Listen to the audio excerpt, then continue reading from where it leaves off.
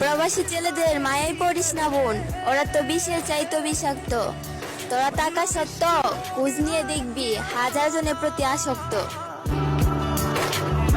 ওরে বোন, একটু ভালো করে খোঁজ নিলে দেখতে পারবি একটা প্রবাসী শুধু হাজার মেয়েতে আসক্ত নয়, এই পৃথিবীর সবচাইতে বড় বেঈমানও বটে। 12 ঘন্টা ডিউটি করে টাইমের কোনো ঠিক নেই, ডিউটি করতে গিয়ে নিজের প্রিয় মানুষটাকে সময় দিতে পারে না বলে এই পৃথিবীর সবচাইতে বড় বেঈমান, সবচাইতে বড় বিষাক্ত মানুষটাই হলো একটা প্রবাসী। 43 ডিগ্রি রোদে কাজ করে এসে যখন রুমে একটু ঠান্ডা হাওয়া গায়ে লাগে, মনের অজান্তে চোখে ঘুম চলে আসে, ঘুম থেকে উঠে দেখে ডিউটির সময় হয়ে গেছে।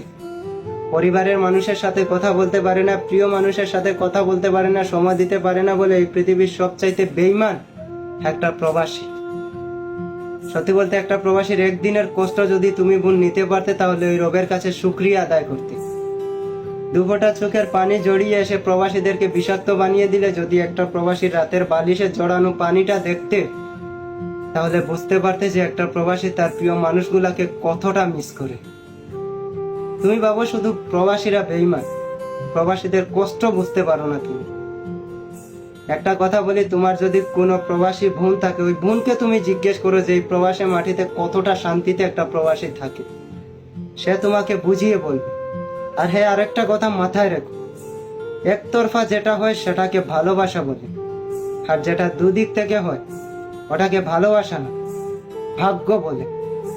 যেটার ভাগ্য প্রবাসীদের হয় না, যার জন্যই প্রবাসীরা বেঈমান। বেশি কিছু বললাম না, এইগুলাই যথেষ্ট। ধন্যবাদ।